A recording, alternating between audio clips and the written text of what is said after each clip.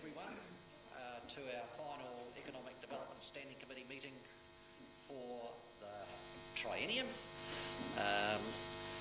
We have a public forum today on code, and I'd like to welcome Tim Ponting. I'll just let you know that Murray Strong, the chairman of Code, had hoped to be here today, but he's unwell. Has difficulty speaking because he's very sore. So Tim has taken the lead and we'll run through the presentation.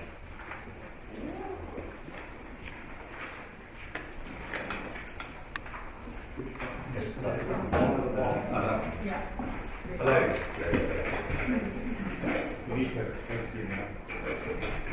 Sorry, I'm a bit of a new Anyway, apologies for Murray. Very much looking forward to speaking to you all today. But I'm firstly carrying the banner on his behalf.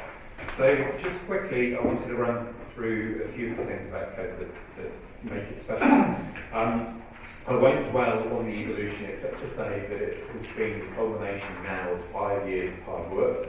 And the first 3 years are like the bit of the iceberg you don't see, which is all the work that was put in by the initial stakeholders. So especially DCC, Greater Dunedin Partners, and some funding from Carnarvon. But from a manifesto commitment to actually standing up in the middle of COVID in 2020, so we really had 2 full years operating under the auspices of DCC and Enterprise Dunedin. And so we're really pleased that we've now managed to reach the point at which we're stood up as a company. As I said, lots of work has gone into that journey.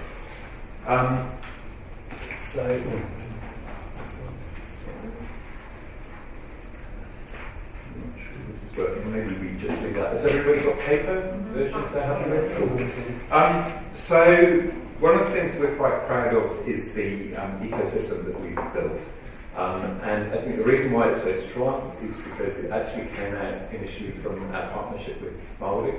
So when we had our initial hui with local Runaka and with Māori creators around the country, we put together what we like to call a regenerative framework for code.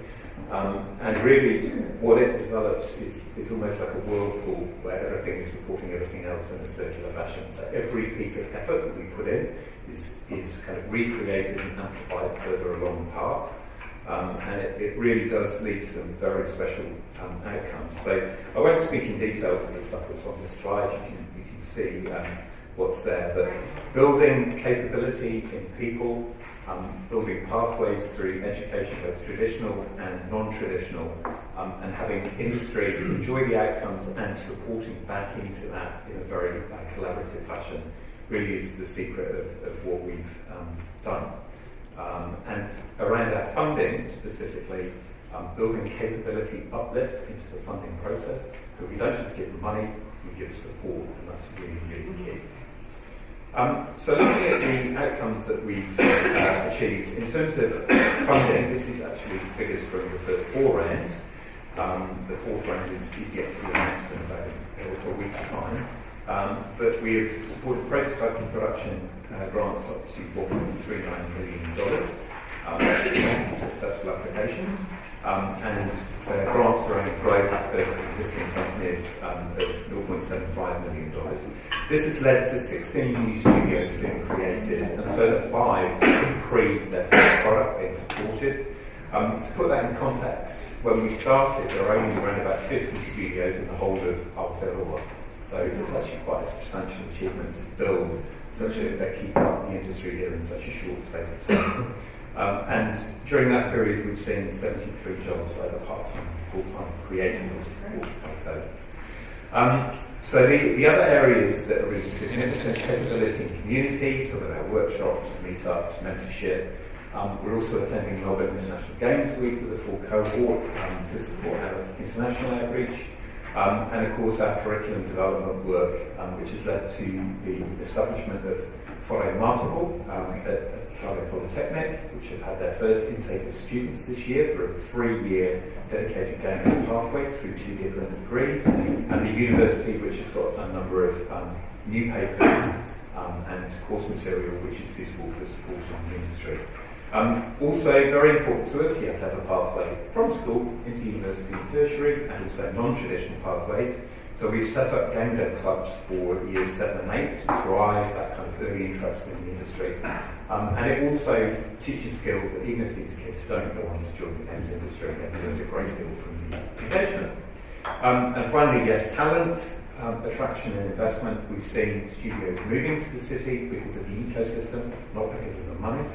And we are seeing money moving into the city from outside of government funds. So there has been private investment into companies that are founded in Dunedin. So pretty good first couple of years in terms of outcomes. So looking at the co-shareholder structure, as you know, Dunedin City Council is 49% shareholder in the initial stand-up, with further 4 of our original stakeholders at 12.75%. We have 2 further partners who are entitled, according to the Constitution and Shareholders Agreement, to join at a later date. So take Ronaga or Parko and the SDHB, or whatever the place is, SDHB, to take a shareholder. And so we've got a good, strong foundation of all of the original stakeholders represented on the board. So looking to the future, we really want to step up as New Zealand's central digital excellence, which is part of the name, kind of says it in the name. We've submitted to the Digital Technologies Draft Industry Transformation Plan. Interactive media, which is shorthand for games, is a key part of that plan identified by INVI as one of the 2 key areas for rapid growth. And the Interactive Industry Development Plan is one option they're considering, and it has been proposed by the NZGDA that code should operate any scheme, national scheme, from our base here in Dunedin. This obviously is not guaranteed. It's got to go to Treasury. This is only a draft transformation plan. But it's certainly indicative of the direction we want to go. Whether this happens or not, we still intend to have leadership in this space, in this city, going forward. We're at 5 minutes, but if you're close enough, carry on. Thank you. So the role of the DCC and Codes Foundation has been key. I'd like to say a huge thank you to Enterprise Dunedin, who have not only presented the funding application, but also continue to manage Code through its foundational period, and will continue to provide services under a sort of special agreement, particularly around the development of the Games for Health case. So calling out Akari, Chanel, Blazer and John, also not to forget Suzanne and Sarah B, who have also worked very hard. So just finally, looking to the future, the role that we see for our stakeholders is giving us ongoing support and commitment. Acting as champions for Code, and probably most importantly for everyone in this room, is just connecting us to any opportunities that people come across. Anything that we think Code should be across, please let us know, and we'll jump on it. So thank you very much for your time and questions. Councillor Hurley. Thank you. Our co-directors in talks with the Minister about tax, deductions and opportunities for gamers here because of the fact that Australia's been quite aggressive with its tax incentives for their gamers, and obviously our gamers are looking over there as well. Yes. So basically, the industry in Aotearoa has been engaged with government on this subject for 10 years. Right. Very strongly. As Code, we are very firmly focused on what's in our control and what's in our grasp, and that is we have a fantastic opportunity which is being granted us by Kanoa to build the ecosystem here in Multipoint Dunedin. That's completely what we're focused on. Our interventions that we have designed have been very successful here, and we're very keen to see those kind of inspire the rest of the industry here. But really, on the subject of the tax incentives, it's a government question, and it's a question for the national body, which is the New Zealand Game Developers Association. So you see a place for Code to advocate on behalf of gamers?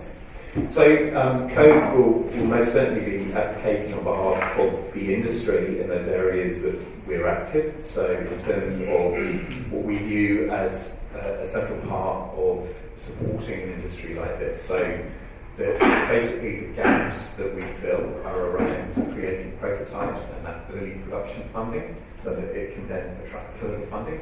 So that's really the area that we are focused on. And I think if Code were to be given a larger budget to do that by the government on behalf of a larger geographic area, that would still be focused on.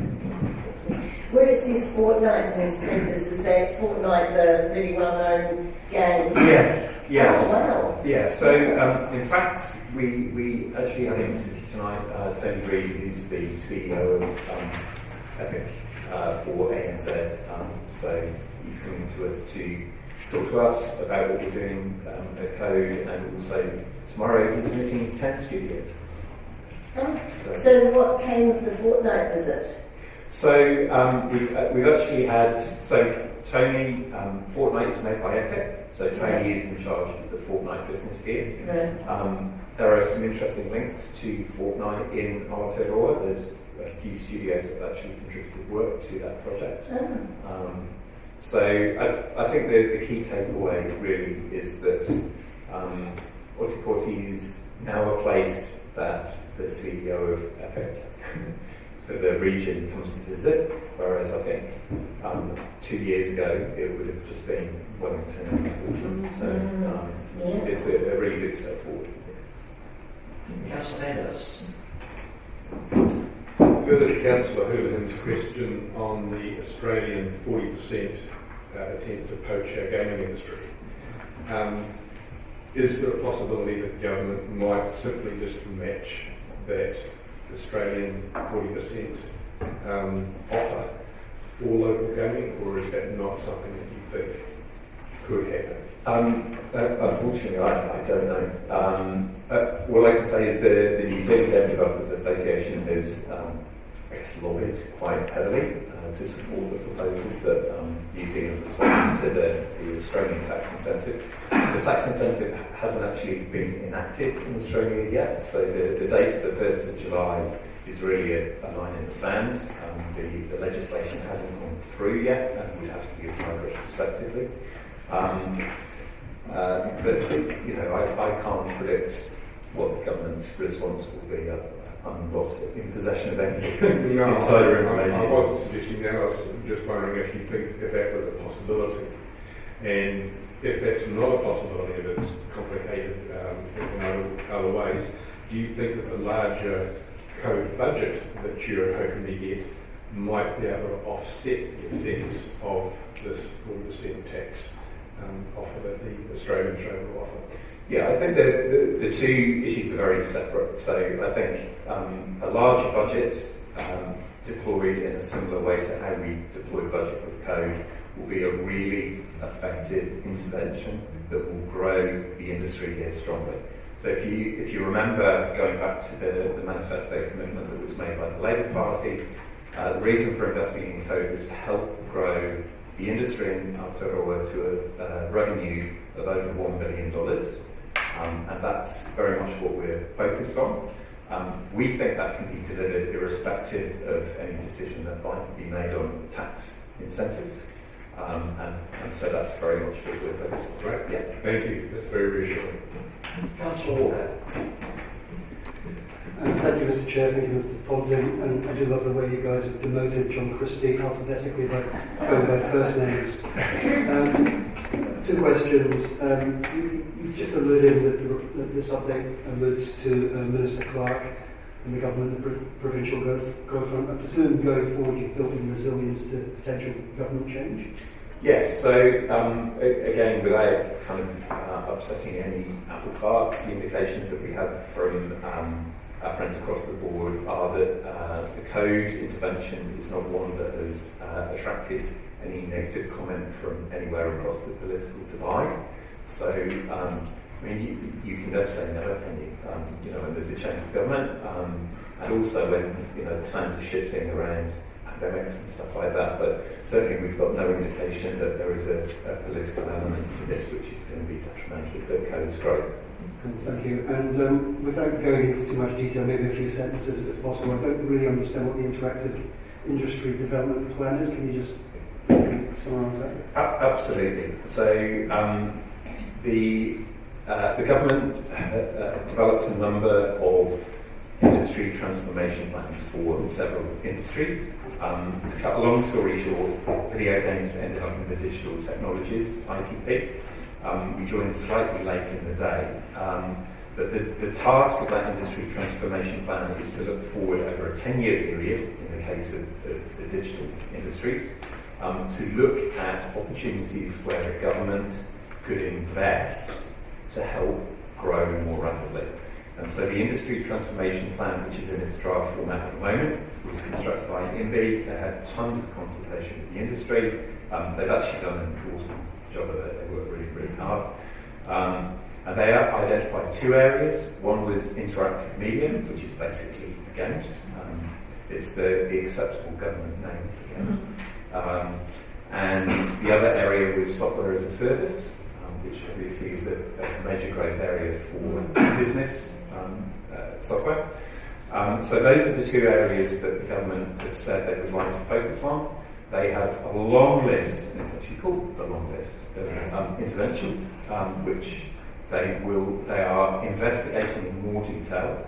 The industry transformation plan, I'm told, will be finalised by the end of this year.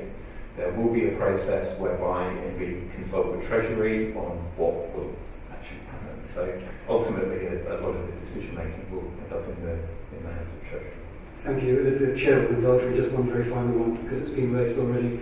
Presumably there's plenty of other competitive advantages beyond just tax to attract people to set up in Dunedin. Absolutely. So that's a very important point. So when we look at the companies that have come here, so I think of Mad Carnival. Mad Carnival is an offshoot of an Auckland firm called Method. Mad Carnival decided they wanted to set up in Dunedin because of the ecosystem. So it was nothing to do with the grant funding. It was because of the work that we were doing with Otago Polytechnic, with the university, with the mentoring, with the workshops, with the community that was being built. And that's what made it particularly attractive to them. However, there are many other things which make Dunedin attractive, of course, which hopefully everybody in this room is aware of.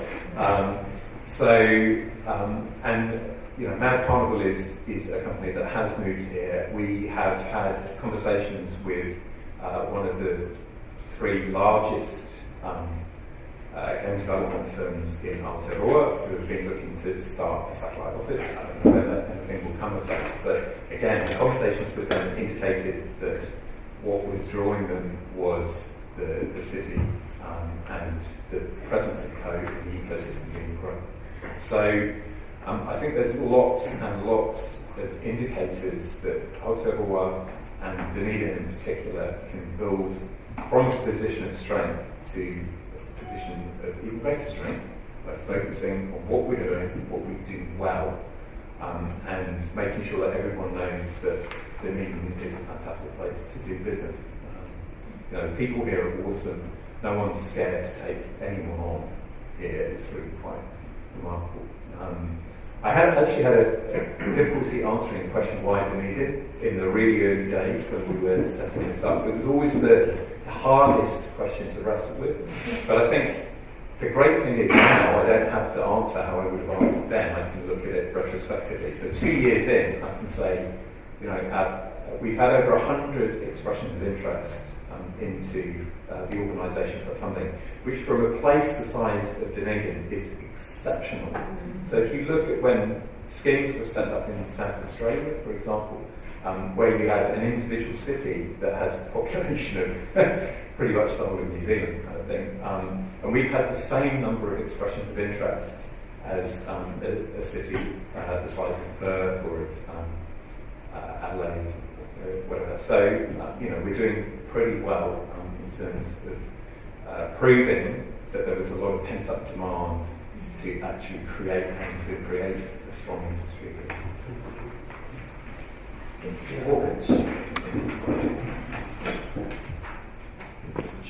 Dave. Just a couple of questions. One is around funding, where it sets out the number, 130 expressions of interest, 95 invitations to apply. Those other 35, I'm assuming, weren't ready or for a variety of reasons, but are you staying in contact with those people to support their development? Yeah. So the difference between the expressions of interest and the invitations to apply can be for a number of reasons. The biggest reasons is the expression of interest came from someone in Auckland who was like, I'm not leaving Auckland, but can you give me money? So, obviously that's why you have to deny some people the opportunity to apply. But I think the key thing actually to support this point is that obviously the first round there were no repeat applications because it was the first round, but the second, third and fourth round, each round we've funded teams that were unsuccessful in previous rounds. And the reason is that we've had applications from teams that we have mentored.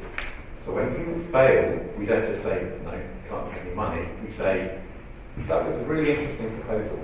Why don't we have a conversation about why you didn't succeed and what you can do to move to a position of success in the future? And that is pretty unique actually in terms of schemes like this. I've never heard of any other scheme in the world that actually literally goes out, finds the people who failed, brings them and tries to uplift the capability to create success. Because it's way easier doing them that than starting from scratch with people who are not there in the first place. The other question I had was, there's obviously overlap between various creative industries, whether it's video game development or music and composition or filmmaking, etc. Epic now also own Bandcamp. Is there an opportunity that would be able to potentially be able to leverage through a relationship such as this? Yes, is the short answer. So if there's anything specific you'd like me to raise with Tony tonight, very happy to do so. But so I think convergence is a subject which we've been talking about for 20 years, and the truth of the matter is that all of these industries did converge a long time ago, but it's just how obvious that convergence is from the outside. So there are indeed huge opportunities for using interactive technology kind of brought into the music industry, and vice versa, bringing the music industry into the interactive world. So I think we'll continue to see some really interesting developments, and certainly Epic buying Bandcamp was a pretty exceptional move for everyone concerned. Councillor Elder. These are exciting days, and actually Steve asked some of my questions. So I was just wondering, you've been here how long? I've been here for 10 years, just over 10 years. Yeah. And in your perception, how has this gaming industry or interactive industry grown in that time? Oh, it's like completely different from how it was when I arrived. So when I arrived, I didn't even know there was an industry here. And I was carrying out work within the industry for an overseas company. And I actually met Tim Nixon from Runaway. Runaway was the only company that I was aware of. And then after that, Rocketworks started up, and we all came back to Dunedin. And then I became more involved with the industry and overall. But for me, it's always been about Dunedin and the opportunity here. The people here are creative and fearless and hungry, I think, really. And so, I mean, literally hungry. Hungry for success, I'd say.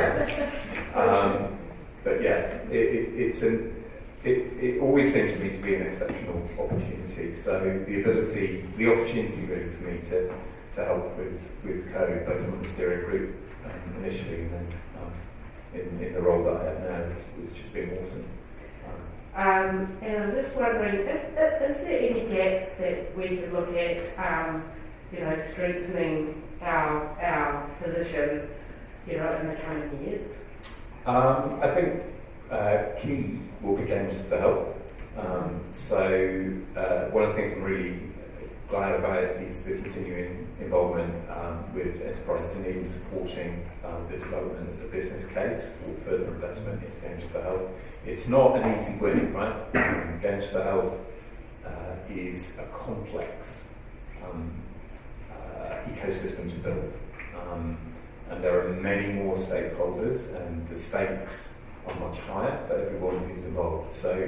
But also the value that can be delivered societally is gigantic. Mm-hmm. And Dunedin is uniquely positioned because of not so much just the hospital rebuild as a building and with a bunch of medical practitioners, but really the change management that has to take place around that process is an opportunity that we really should embrace and that can be unlocked. And games for health and other medical technology developments are key, I think, to that future. Thank you. Councillor thanks for the presentation. And I acknowledge that from a tech perspective, environment and the current group is probably as important as anything else in interaction. Code has a very specific gaming focus, and I'm wondering, I assume then the New Zealand Centre for Digital Excellence will be also a gaming-focused national centre? Yes, so Code is technically the New Zealand Centre of Digital Excellence, right?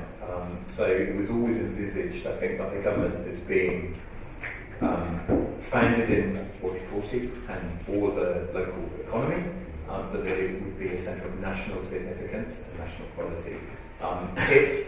If our remit is expanded, I imagine it will be expanded within the remit of games rather than expanded out into other industries. Which was my next question. And you mentioned medical gaming, and I know from that perspective, things like stroke recovery and other such things, you're moving into therapeutics. And I think you touched on it, it's much more complex and it'll easily suck up $10 million in a day.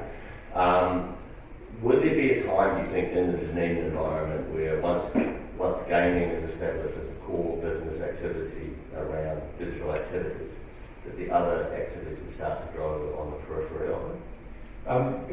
Yes, but I don't think that will happen organically. I think the only way to ensure that happens is to invest, to find a group of stakeholders, whoever they are, to invest in building the capability around gaming technologies.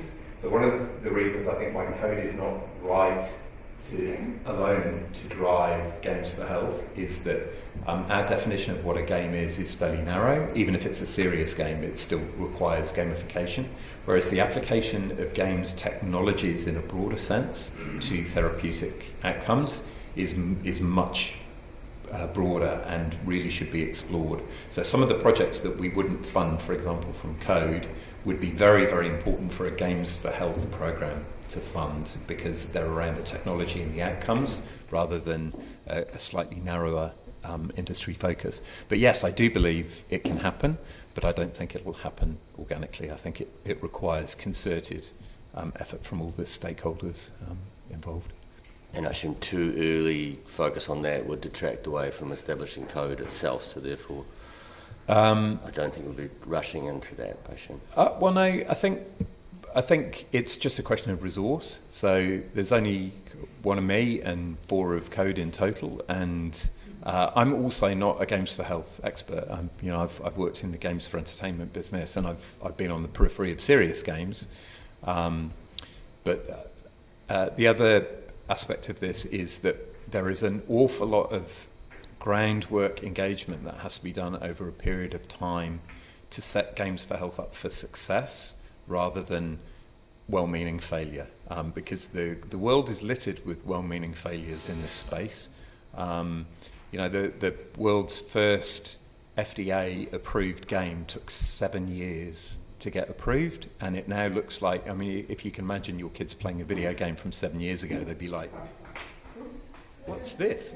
So there are a lot of structural issues around Games for Health that require careful planning and cooperation with stakeholders to make sure that we navigate the path and investments are made that will deliver the outcomes that we're looking for.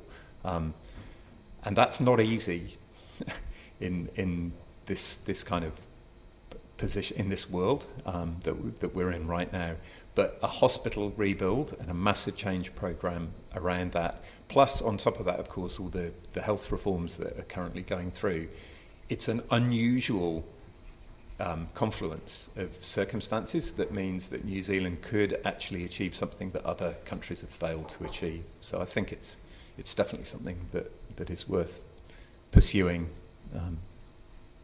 Councillors, we have come to the end of our time, so I think there are still a few more questions that would like to be asked.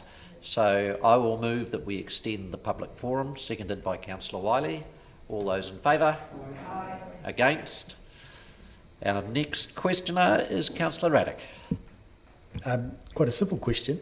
Are all the jobs, is all the code funding for businesses created and centred in Dunedin, and following on from that, are the 73 jobs all in Dunedin, or are they elsewhere in Aotearoa? So all of those 73 jobs which are accounted for in this paper are in Dunedin, every single one.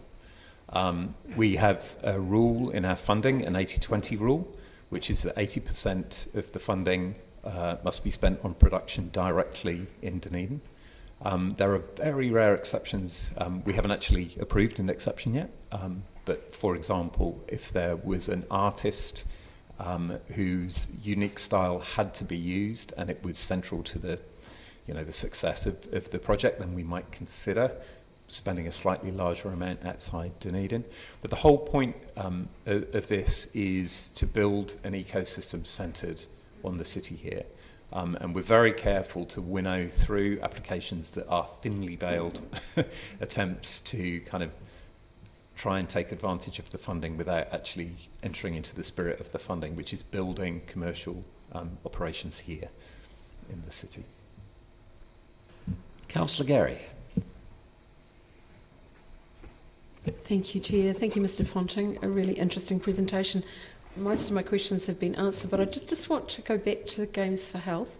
And forgive me if you feel you've already answered this, but my sense was you talked about the challenges. You were being very realistic and telling us about those. But is your sense and belief that we can do it? Completely, yes. So I think we've kind of indicated from the work that we've done with the industry here that we can punch considerably above the weight that any of us expected, actually. I mean, the figures here, if you'd asked me 2 years ago whether we'd get this far in 2 years, I probably would have said I don't think we can. I'm quite cautious generally about such stuff. But I think the key thing is, I think the reason why Games for Health has not been hugely successful elsewhere in the world is that governments, regional authorities, funding bodies, and people like me tend to reach for low-hanging fruit, and that makes good sense. Okay, and there are circumstances under which you shouldn't actually reach any higher. But in this case, if no one tries to reach for this particular fruit anywhere in the world, then no, we're not going to make the most of this as an opportunity. And as I say, the confluence of all of these fabulous opportunities, the hospital rebuild, the health reform, the presence of code in the city, I don't get the sensation that this has been available to anybody else. So I think it would be a great shame not to embrace it. And certainly in terms of the talent that we have here, the talent can achieve this. We have some of the great medical minds in Aotearoa in this city, the university, the medical school, everything around the hospital is really strong. So there's no doubt that it can be done. It's just really, can we bring all the stakeholders on the journey in parallel, make sure that the regulatory framework is in place to allow innovations to occur without getting bogged down. All of that stuff is difficult, but I think it's important to pursue, and I think we've got a very good chance of success. And notwithstanding the positive outcomes of those Games for Health. And my second question was one just harking back to the comments you made about the groundwork and the 5 years and so forth, and I was remembering the delegation from JP Games Japan, and I don't know a lot about gaming, but I do remember that day very clearly. Could you talk us through that relationship? And it's mentioned later in the report, but could you tell us about that relationship and where that's arrived at now and that value? Sure. So the relationship with JP Games has always been excellent. So I think they have, as a studio, some of the creative folk there have a huge connection to Dunedin personally in terms of their emotions, how they react to the environment here. And I think the outcomes of that we will see in years to come from their output. But I think the key thing that has definitely come out of that relationship, which was particularly awesome, was Holly Robinson, who was the Paralympian, who did so well as well, which was awesome. But being able to connect Holly to JP Games, JP Games not only kind of embraced Holly and her presence in the game, but they also specifically called out the work that had been done by Sarah Bramall and the comms team here as being exemplary. Dunedin, of all of the partners that they'd had, Dunedin had kind of hit the ball out of the park in terms of the coverage that they'd got. So I think the relationship is still in early days. It's quite a young studio, JP Games, although the founders are very experienced. So I think the benefits of that relationship will continue to accrue over time. Thank you. Thank you. Councillor Wiley. Thank you, Tim. Just following up on Councillor Gary's question, because and again in our later papers, it talks about other institutional relationships, including Edinburgh City Council, Edinburgh Biomedical Quarter, Bayes Institute, Future Games Sweden, JPK Games Japan, and Capital Enterprises in London. How is that all working together?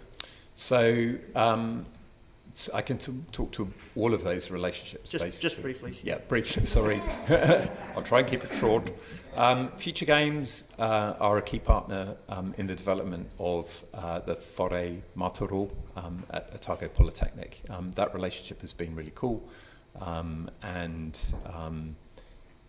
the outcomes are clear to see from that. Where most of the other partnerships that you've mentioned there are concerned, they are mostly relevant to Games for Health. So mostly we'll be playing into the work that will be carried out over the next kind of 12 to 24 months, building a business case for Games for Health here in Dunedin. Perfect, good to hear. Kaupapa Code, how's that progressing? So the awesome thing is that it's very difficult for me to talk about Kaupapa Code, because to me Kaupapa Code is code. I mean, it's all one thing. And that's really taken 2 years to get to that point. So I think one of the indications that we have are that one of the projects that we funded early was called Tōrua by a company called Atify Interactive. That will be getting commercial attachment, we think, this year, so it will have a commercial partner who will be looking to distribute it. And the project has come on great guns. I think it was the Prime Minister's favourite game when she came to look at the projects in Petri dish a few months ago. One of the things that we've learned is that to partner effectively with Māori, the partnership has to be, it sounds so obvious to say this, but it has to be two ways. So we can come up with ideas, but they're completely meaningless unless they're shared and operated and embraced by Māori. So all of our successes that are coming down the line are all in direct partnership with really good Māori-led organisations. So, for example, Game Dev Club, we were struggling to attract a higher number of Māori kids, even though we thought it would be really interesting to them. But then when we opened the Game Dev Club at the Kura in Fairfield, absolutely fantastic. So it's like, it feels like it's by Māori for Māori. The teachers there are learning the curriculum so that they can deliver it. Also, we've now got Māori game devs who can go into those classes and engage with the Māori kids there. So also, we're working on a specific set of pathways with Okaha. We were working on those pathways with Taikawa, who works for Code, kind of in a little bit of a vacuum. But as soon as we engaged with Okaha on it, everything started falling into place. Is that there's that trust that people have in their own people. And so we've just learned, don't try and reinvent any wheels, don't try and do anything like from inside Code. Just go out, find the partners and bring them in. And that's what brings success in that space for us. And we're going to keep going that way. That's what we... Perfect. And final question. I see there's a mention also in the papers about Professor Mark Marino coming to be the first visiting chair of gaming at the University of Otago. There's a little bit about a background. What excites him about this role?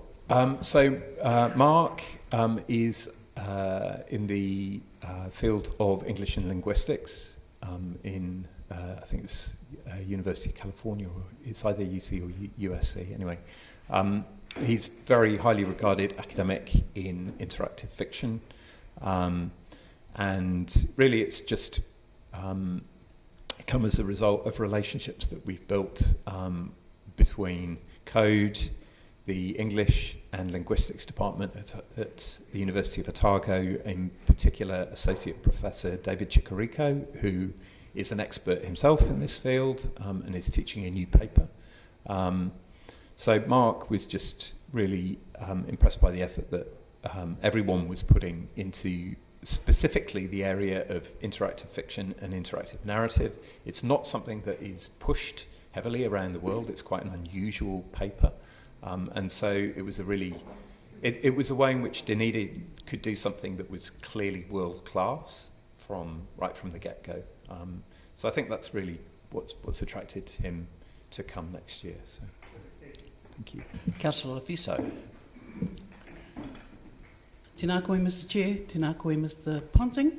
My question relates to the business goals on page 26 of the report. It's stated that the governance group is aiming to have at least 15% of Māori participation over the 10 years. How was that figure arrived at and how is it being tracked? Okay, so that figure was arrived at in collaboration with Katarina Ruckstuhl, who was a representative of Ngaitahu on the steering group. And that was based on what we thought would be a figure that would bring us closer to equity, which is obviously always the final goal for everything. So the way in which we are tracking that, we can track it in two ways through funding. So the first way is by looking at projects which are submitted and funded which have Māori cultural content. And the second is by tracking participants in projects who identify as Māori and Pacifica as well. So both of those are significant.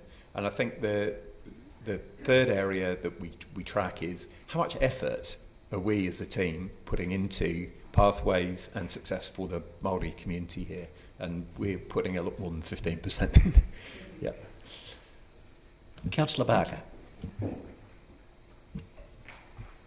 Thank you. Sorry. Thank you, Chair, and kia ora, Mr. Ponting. Just want to ask a question about the Games for Health business case, and I feel like it would have been helpful if I'd asked this earlier. Is this about creating a pot, or persuading government to create a pot of money to invest, or is there a pot of money that the business case is going to ask for? Code will be contributing 200,000 New Zealand dollars to the construction of a business case. But in order to execute on a business case, it's going to require substantial funding. And certainly that's not something that we can do from within the code envelope. So the other thing that is key is that we don't necessarily see Kanoa as being responsible for providing all the funding. There are a large number of stakeholders, both governmental and non-governmental organisations, all of which have a very strong interest in the success of a project like that. So yes, we would hope to build a business case with a broad collection of stakeholders and identify within that business case an investment case to present that to multiple agencies for support. Councillor Houlihan. Thank you. How does IP work? So if someone applies for funding through Code and gets it for, say, a health game, does all the IP sit with them for that, or does Code get some of that? Like, how does... So Code, as it's set up right now, has no IP at all, and no IP ownership at all. Very good reasons for this. It's very difficult to find commercial attachment for a project that has any kind of governmental organisation owning IP. It's happened in the film industry where film agencies keep tiny amounts of equity in movies, for example, and it causes huge problems further down the line in distribution. So, however, where Games for Health are concerned, the business case isn't written, the investment plan isn't in place, and so I can't answer the question on whether an organisation running that would have any IP ownership.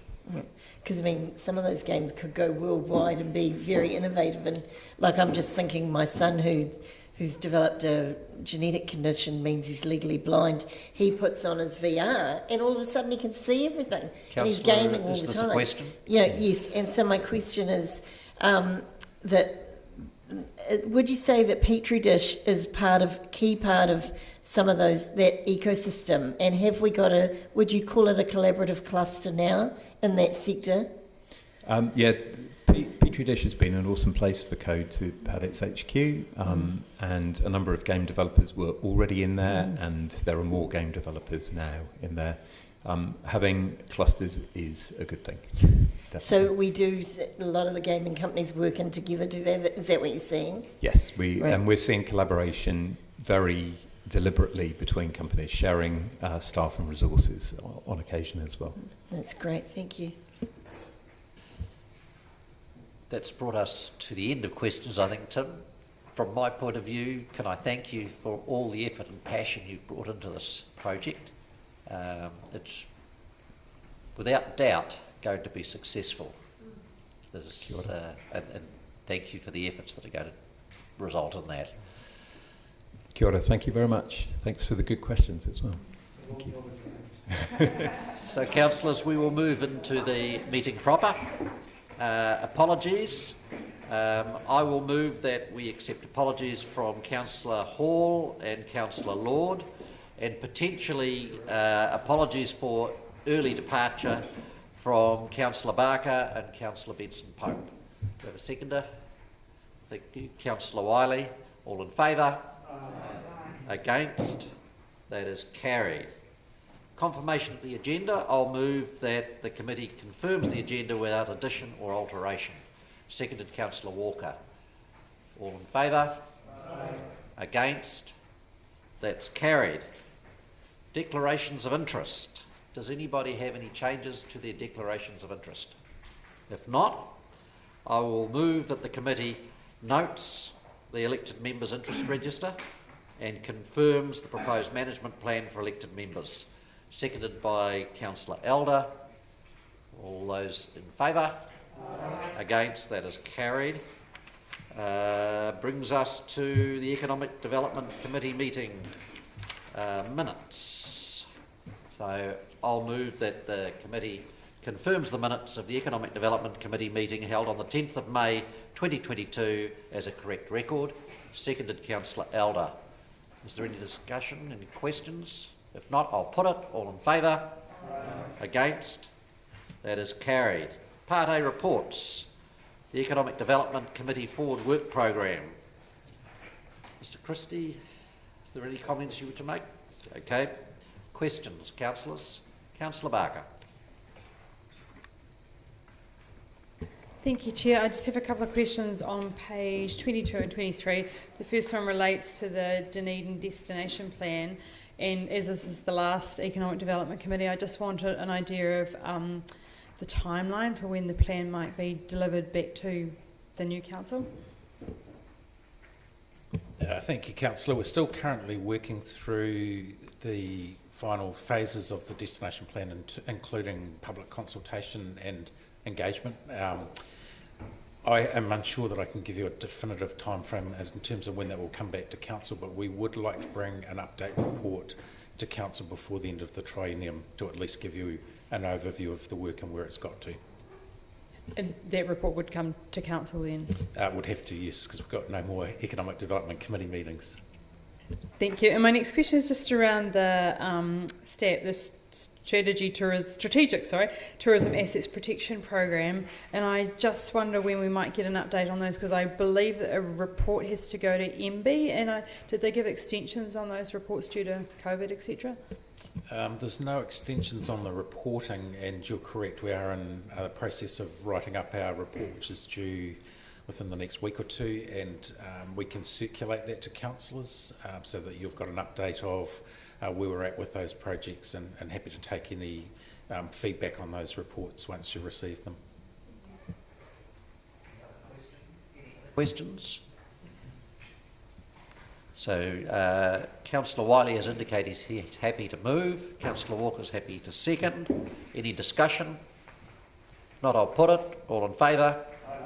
Against? That is carried. Item 7, Centre for Digital Excellence Code Report.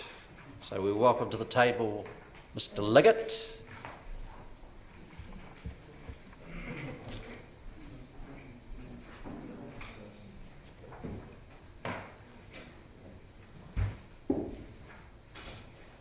Do you want to introduce anything in the paper or just go for questions? I'm happy to go straight to questions, Mr. Chair. Questions, councillors. Councillor Walker. Yep, thank you. I presume most of the questions have probably been traversed, but I've got a couple more. And thank you for this report, as ever, very detailed, very interesting. It's part 8F when we talk about the development of institutional relationships with Edinburgh, etc., etc., etc. How difficult or easy, probably how difficult has that been in a COVID context, and what have you done within the COVID context to keep those relationships strong and robust? Certainly pre-COVID it was a lot easier. We had initially, after some initial engagement with certainly Edinburgh, started thinking through potential areas of collaboration, which had moved us pretty close to sort of the early 2020 period. We've maintained contact with the institutions, certainly in Edinburgh, and it's something certainly that we would like to revisit. As Mr. Ponting was alluded, the opportunity to have these types of relations through our sister city structures and agreements is unique, and certainly the conversations that we've had in the lead up probably to 2020 and generally keeping in touch would indicate that they will be very important as we start looking at the Games for Health going forward. So in terms of keeping in touch, is that email, or are you actually doing Zoom and actually seeing somebody's face via Zoom? Oh, it's more email than, yeah. Okay, thanks.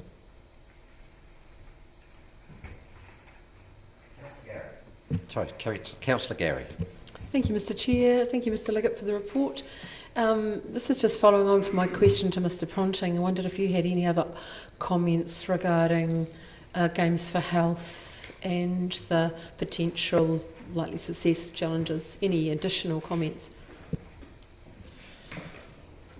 As Mr. Ponting mentioned, we think there's real potential here, and Dunedin has a unique set of ingredients in terms of developing this proposal. We have, as I think Mr. Ponting's indicated, over the last few years, we've maintained quite an active dialogue through this, and there's always a degree of enthusiasm talking around this concept, whether or not it has been with the Health Board, with tertiaries, with the Code Board itself, and actually entrepreneurs. It will be challenging, and initial sort of work that initial thinking we've been doing around this is, what is our role as Enterprise Dunedin, or what role that we play within it? We're not the experts. There's plenty of huge brains out there that we'll be needing to talk to, but our role is more enabling within that, and actually thinking about it from an ecosystem point of view again as well. There'll be very clever people out there in terms of entrepreneurs and medical practitioners and educators. We're just trying to create the environment for that magic to happen. Thank you. Councillor Houlihan. Thank you. With the 80-20, have we ever had anything like that before that is a New Zealand centre but obviously gives prominence to Dunedin? Because I actually didn't realise that myself. I knew it was national, but I assumed that people could be based anywhere and just apply for funding, but our centre was in Dunedin. But that makes it even more beneficial to our city that it's 80-20, isn't it? That's fantastic. Have we ever had anything like that before? Not in my experience, No. And you're right that this is a New Zealand Centre of Digital Excellence. We want to try to have a structure here that helps certainly deliver economic benefit, Yes. social benefit within the city, and grow the pie, but also enable the growth of a national industry, and having visibility over that activity coming from Dunedin, and recognition of the amazing companies and entrepreneurs that we have here is really unique. Are we seeing some, say Auckland companies, I think the answer was yes, wasn't it, that some of them are setting up a branch here? Is that what's happening? Are you seeing that? That's yes, correct. Yeah, and other places. And are we able at the moment to put any dollar value on what you see the benefit of it so far to our city? Probably not at this point, but that's certainly something that we're coming through Code, which has now evolved into Code Limited in terms of tracking that activity. That's great. And any idea of where it could go? Because it could diversify in so many different areas, but for promotion and dollars for our city. I look forward to seeing it as much, I think, as we all do, to see it grow and develop. That's great, thank you. Councillor O'Malley. Thank you, Chair. Thank you, Mr. Liggett. Just a quick question around Part I, which is progressing the Gains for Health business case. It's a regulatory question. Is the Gain for Health a device? Do you know what regulatory environment it sits under? It can be a device. We've seen examples of devices used in particular areas around mobility, in terms of, I'm going to describe this very badly, councillors, so do forgive me, almost like the Wii paddles that used to be used on certain gaming devices, and actually for rehabilitation of injuries. Equally, it can be as broad as, we've seen examples of, I suppose, examples of almost game type games for health, if you like, around for dementia, around memory and tracking. So the definition of it is genuinely very, very broad.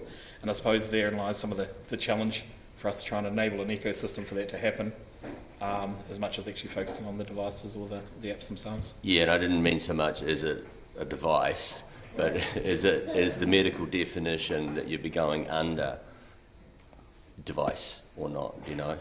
I don't know. Because it might be, and I guess my other question would be, in this business case, would you be looking at MedSafe as the regulator, or would you be looking at like the FDA as the regulator? Look, there's still areas that we need to delve into, but we'll obviously be looking at the regulators that we need to, that are most appropriate within the business case. Cool, thanks. Councillor Elder. I just have a question around our startup ecosystem and the role of the incubator distiller and also Petri dish in creating that vibe and support system. Your comment? It's really all part of the same ecosystem to a greater or lesser extent, and that's the beauty of having an initiative like Code within Dunedin, the connectiveness of it. We've certainly valued and appreciated the input of certainly Petri Dish, as well as Startup Dunedin, certainly Innovate HQ, the early days. So that is certainly one of the strengths. It's been a combined effort within there. Thank you. Mayor Hawkins. Thank you, Mr. Chairman. Thank you, Mr. Liggett. A time of mixed emotions for your team, I would assume. I have a question about what next. And so the company's been set up and we are a shareholder and we have appointed a director, and it says it'll report back to this committee or something like this committee in the new trading. But what if any opportunity will there be for council as a shareholder to discuss or influence strategic decisions that were being made at a board level through our representative on the board? Certainly that's one of the areas that I believe Code Limited is still very keen to engage with the city on. It's one of the strengths of having our director sitting on the company, and actually as Mr. Ponting pointed out, the nature of the shareholding. Code works well with the council and the city and vice versa, and I think that is one of the messages that's come out in terms of the collaborative element. I believe that the directions there's a degree of aligned interest within there, and that's one of the reasons why certainly the connection between the director and council, whether or not it's through this committee or council, and actually from a staffing perspective, through the service level agreement that we've talked through with Mr. Ponting, is going to be really, really critical. If I could just add too, whilst it's not a CCO, we very much could utilise a statement of intent with Code Limited in terms of setting the direction that council wants to see. The things that we see as important, I think we could detail out and document for Code. Councillor Houlihan. Thank you. How enthusiastic is the med school about, being involved with this?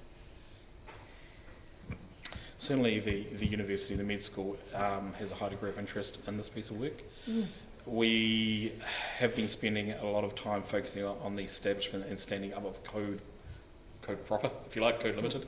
And we do need to circle back on those nature of those conversations, but the conversations that we have had have indicated that they are positive.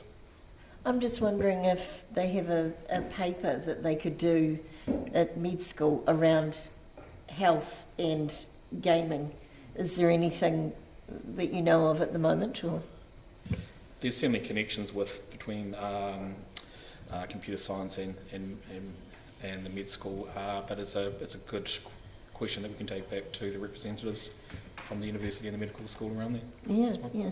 And do you see some of the benefits that, obviously the benefits are a lot, but from Code could help business viability generally for all our businesses if certain programs were done, or increasing the productivity of the city? Do you see that it benefiting other businesses as well, or just staying in a sort of a... We hope that there'll be a bit of a halo effect with the activities that we do within Code that'll spread to other industries and other related sectors. There's certainly many parts to making a game. We've talked around music, we've talked around artistic aspects, so we are seeing that wider benefit, and we're anticipating that wider benefit to occur. Like, for example, do we have any goals in I don't think we've got a statement of intent, do we? Or we do, or not sure. But with Code, do we have any goals around what we'd like to achieve?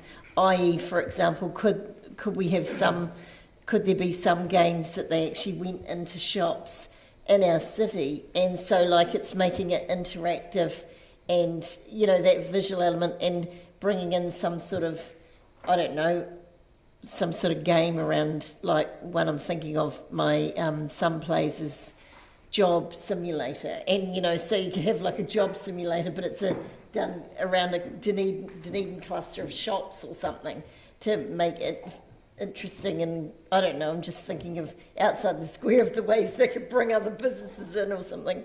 In many respects, we think that'll have to be driven by the businesses and the projects that would come through, but I think within that scope the options are certainly open, so long as they're within the confines of what we're trying to achieve with Code. Yeah, thank you. Councillor Barker. Thank you, Chair. Kia ora. I just have a question around the economic value that the gaming industry is worth to Dunedin, and I've just looked at the Dunedin annual economic profile. I know how hard it is to pull tourism out, and I couldn't quite find that there was something that neatly said gaming industry. So how do you actually measure the interventions that are being made? Like where's the start of the GDP and the jobs, which are rough measures? How is that measured? I've pulled out the same document, Councillor Barker, and it is challenging, and it's certainly one thing that we will be zeroing back in on as well, just to actually identify those and develop those matrices, because they're probably buried in there under a lot of different aspects, such as professional services. Yeah, I see that there's one of the 10-year business case goals is they've got the creation of 30, I'm going to say 30 to 50 studios, 3.5 people, and generating on average $280,000 revenue per annum, which is $70,000 per employee. Seems a little, yeah. But is that just rough? It is. It was sort of indicative within the business case, but we still believe that we'll be able to track that type of information. The wider economic benefit of what those studios generate through those 2 to 3 people earning that amount of money is that's going to be much wider, and that's something that we're certainly going to be keeping on working on. Maybe with some friendly economists on trying to work that through. Thank you. We have come to the end of questions. Councillor Wiley has indicated he is happy to move. Do I have a seconder? Councillor Elder. Discussion. Thank you, Chair. It's heartening to see this code paper, and we've talked about code for quite a while, and it's wonderful to see where it's got to and where it's heading. When we go back to when we won the Chorus Gig City competition in November 2014, and to see what we're now talking about. But again, along the pathway, we've got to thank those that were part of the Digital Community Trust that really put some of these foundations together. The DCC team run with John and Fraser, and how they've actually pulled this together as well, bringing the likes of Tim Pointing on board. And then the Code Governance Group. And yes, we do have to thank the Labour government for putting the money forward on this and making it work. And to answer Councillor Walker's question earlier, yes, National Party is very much in favour of where Code is going. But overall, as we read this paper, we see the impact it's making. And those that are engaging, and we see we want to give thanks to the national and global experts that have supported Code. It's not just Dunedin, it's actually around the country and internationally. And I was very excited to see that we're finally getting a chair for excellence in Code, and the appointment of Mr. Marino, and to hear the qualities that he'll bring to Code in 2023. Thank you. Councillor Gary. Thank you, Mr. Chair. I want to think back to when Code was first announced and the journey we've been on since. And I know virtually nothing about gaming. I have to say I didn't grow up with it. It's not part of my world. But you can still get excited about something that you understand to be significant for the life of the city, for the economy of the city, for pathways for young people, for Māori and Pacifica students, to attract businesses to the city. You can get excited about that. But I just want to note, and Mr. Liggett will remember this, the day that the Games for Health was announced. That resonated with me. For people with neurological conditions, the potential of that is huge. And we haven't really talked about, the positive outcome and what it will mean to people, but it could have a major impact. So that's a very exciting area. And I recall too, the ED visit we made to Runaway Play, I think it was, and talking to some of the people working there and why they'd come to live in our city. And it was the livability of our city that was a significant factor, so we should never lose sight of that. But I want to finish by saying a huge appreciation to John's leadership in this. I know the hard work that went into it, to Fraser, whose work program was taken over by Code to Chanel and the team.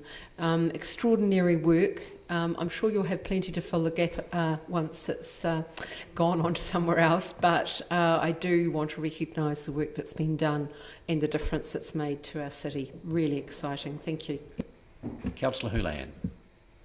Thank you. Yes, I 100% agree with what Councillor Gary has said there. I just see code as being really exciting for our city and in so many different areas as well, particularly in the health gaming, because we have such a prestigious medical school in our city, that I see the two of those organisations working really well, if we can get them working really well together, that could create some world famous,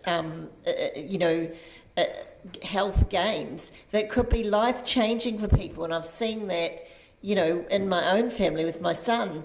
And I see if he's, one child, imagine how many other lives that could be changed with technology, this sort of technology. It's really exciting, and I keep saying that to him all the time, that new technology will mean he can live a fairly normal life, which to someone with disabilities is really, amazing. And also the fact that this has been set up as 80-20, that 80% of the people who get funding need to be based here and do their work here and collaborate, and I see that as such a benefit to our city, and so bringing money to our city, bringing work to our city. And obviously, if they're making it here, it's like you have an artist in residence. You can't help but be influenced by your surroundings. So therefore, a lot of the games, hopefully in the future, that come out of here will tell some of our stories, some of the stories of Otipoti. And I really like the Māori, that we've got a partnership there with iwi and mana whenua as well. I think that means, because I see, and I know it's already started, that there's some, te reo gaming. I think there's huge opportunity in te reo gaming to tell Māori stories. And so that is really exciting as well. And the other thing, at some of the games that I've seen in some of the code events, there's been games that were set up, for example, where people could learn how to drive in a game, in an interactive game. Obviously, they'd have to go and do some lessons and pass it and everything, but around safety, around roading, and another one was set up for people trying to learn how to be a mechanic, and so they got to understand all the bits underneath the car. And I see, sitting here, my mind was swirling, thinking of other opportunities, like, for example, fashion design, because we've got a really strong fashion design school. There could be some things around that. Also around building, because we've got a shortage of builders and we've got huge projects coming up. There's no reason why some of those things couldn't be honed and enhanced. Obviously they'd go to building to learn to be builders, but some of that could be improved through a game. Surely if they can do it for mechanics, they could do it for builders. And I just see the opportunity is limitless, and I think it's very exciting. And thank you to John and his team for all the work, and Fraser, and for everyone. Thank you. Councillor Raddick. Thank you, Chair. I'm very proud of the work that Enterprise Dunedin has done in nurturing code to this stage, and you certainly deserve to be very proud of yourselves and the team and what has been achieved, as this little hatching is now ready to fly the nest, with 73 jobs created and most of the funding, most of the $10 million still on hand to see it on its way. I think that's very, very creditable achievement, and you leave that, you send code on its way in very good heart. Well done, and thank you. Councillor O'Malley. Thank you, Mr. Chair. I do want to thank the team, as I've watched them develop this from start to finish, and I've often just repeated it doesn't take very long to get rid of $10 million. And I do think that the way the money's been invested to date and what's come from it has been exceptional.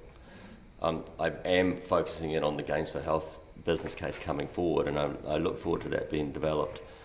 When we talk about ecosystem, I can tell you that the regulatory ecosystem in Dunedin needs a lot of work done on it. And if we are going to develop a games for health business, we need people like Callahan Innovation to stop saying they won't come here. We need an active participation from the government to do this, because this will not be able to be done with the change left over from what we've got. And just that simple question I asked Mr. Liggett is a good example of there's a huge knowledge gap and in this environment, and there's plenty of people who can fill that gap, but we'll need the support of getting those people here, getting that ecosystem built.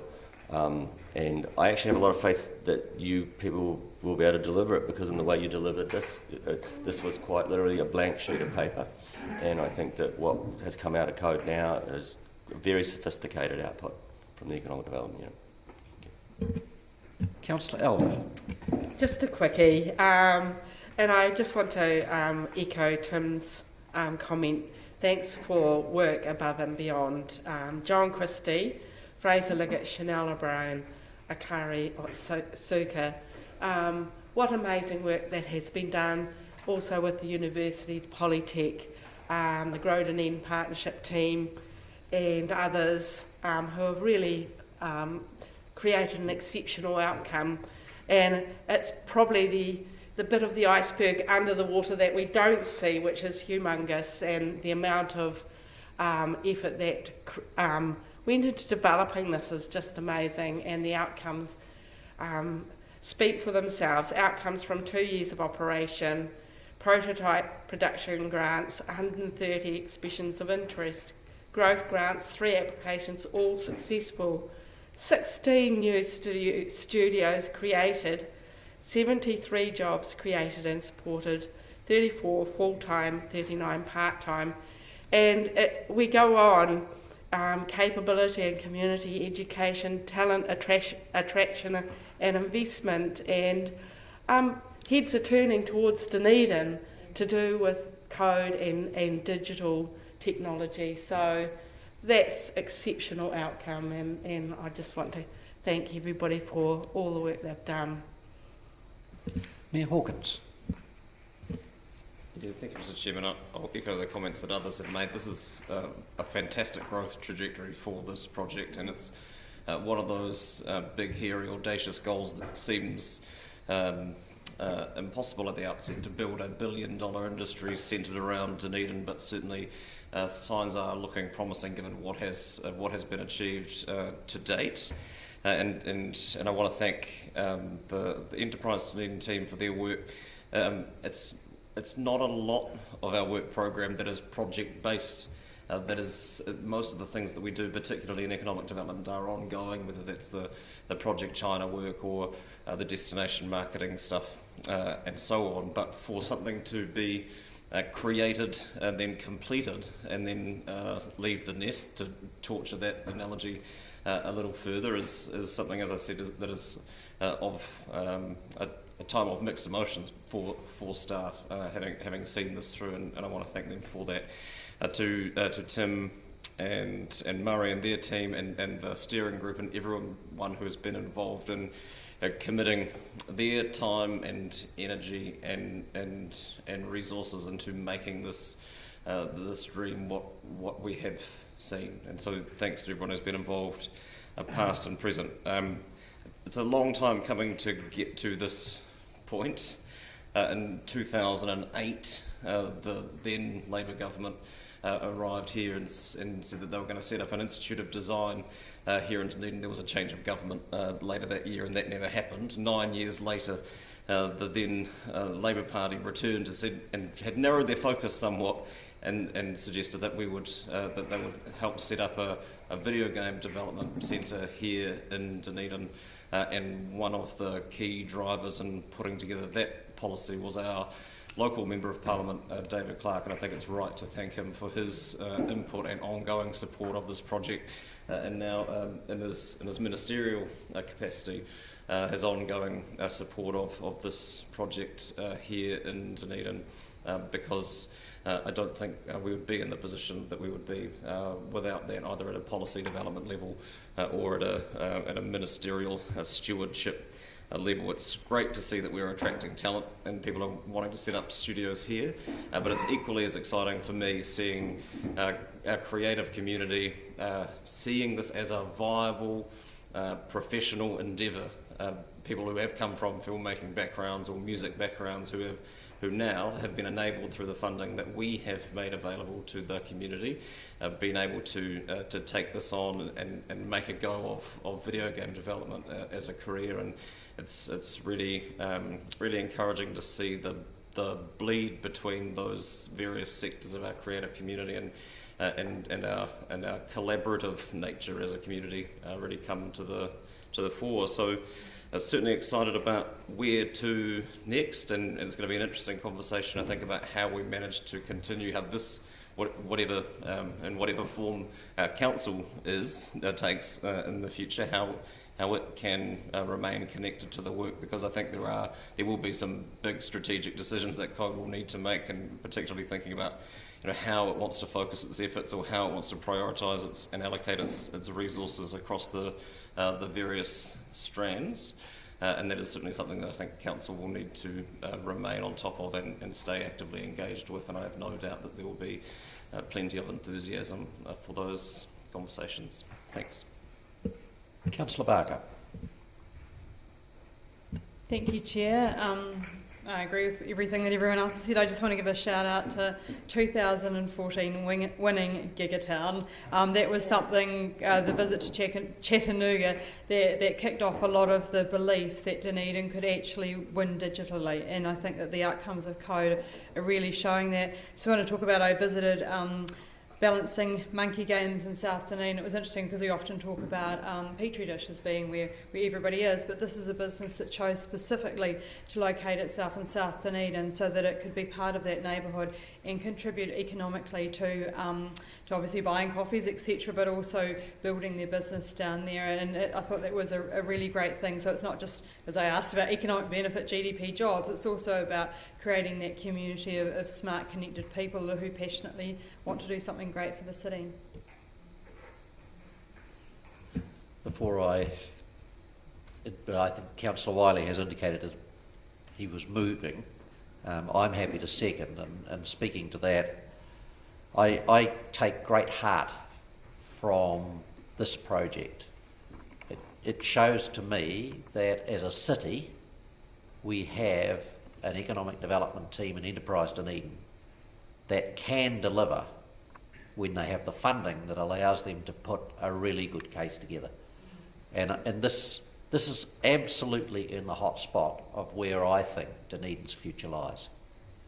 We were a city of manufacturers and agricultural support engineering businesses. We've seen most of those disappear. We are now growing into a city of technology and education, knowledge technology. We're seeing that in businesses like Scott Technology, world leading in automation. We're seeing it in the gaming industry now. And I believe that is the best area for the future of the city. It's, as Mayor Cull used to say, we need a lightweight economy.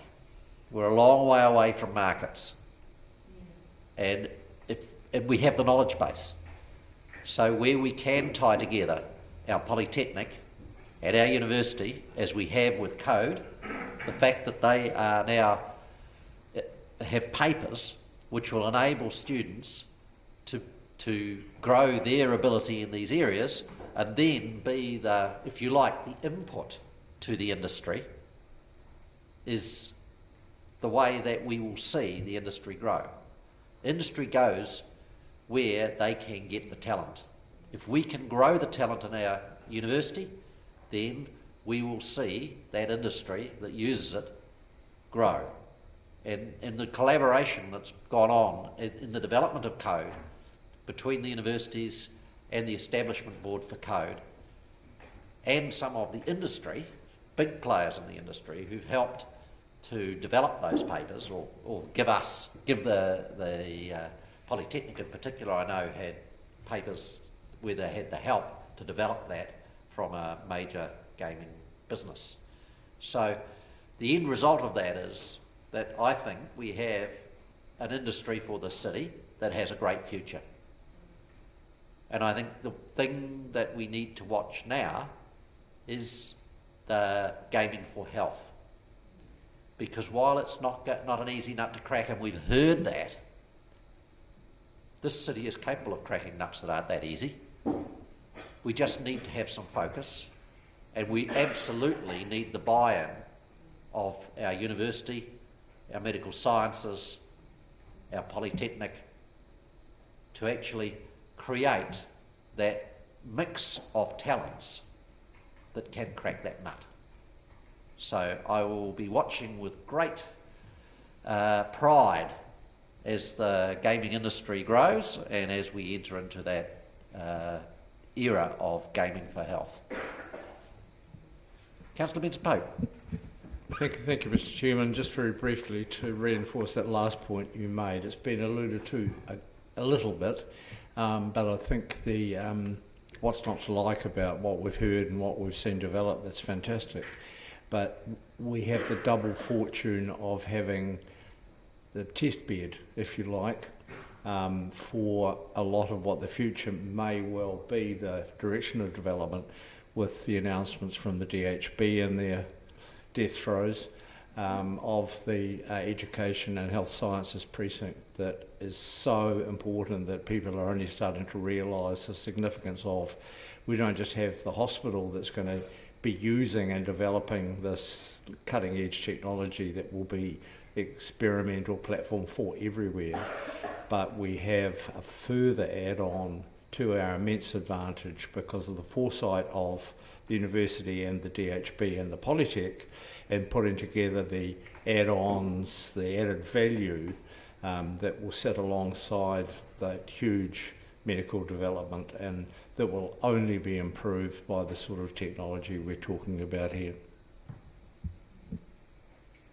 Councillor Wiley, your right of reply. Thank you. I think Councillor Benson-Pope actually has sort of nailed that a little bit at the end there with the talking about the health and education precinct, because that has come a long way. Again, you go back to 2014 when we won GIG. The city never had that vision in front of it, and now a lot of these things are becoming reality. Mayor Hawkins acknowledging the work of Minister David Clark and his involvement and passion all along for code, I think is really, really important. It's great to have an advocate like that in the city. Councillor O'Malley talked about getting further supports in the Callaghan Innovation Fund and the other entities and making sure that comes together. And I think, yes, we do have to continually promote that Dunedin is a place for them to come and invest and visit us more regularly and see what's going on. But I look at and reference Councillor Staines and also former Mayor Cole. You know, I remember Mayor Cole always talking about the weightless economy and what a passion he had for where we were heading with the gig and where code was actually heading as well. And Councillor Staines is correct. You know, we used to have a tyranny of distance, and that has all disappeared. And the fact of this is what can really, instead of Dunedin being so far away from the centre, actually Dunedin can be the centre. You know, everywhere else can basically come to us through digital purposes, but they also want to come to us. And I guess I live that reality every day when I go home and see my wife working hard at 5:30, 6 o'clock at night as she works in Darwin from my son's bedroom. And, you know, to see that you actually can work remotely and work across borders and oceans. And I think that's the other part, is that so many people, we have to promote the whole code and our digital lives here in Dunedin, and really actually shout from the rafters about this. And I think that's going to be the key. But thanks to, again, the staff. I'll put it. All those in favour? Against? That is carried. That now brings us on to the Economic Development Strategy 6-month progress report, and I'd like to welcome to the table Mr. John Gallagher and Ms. Barbara Bridger.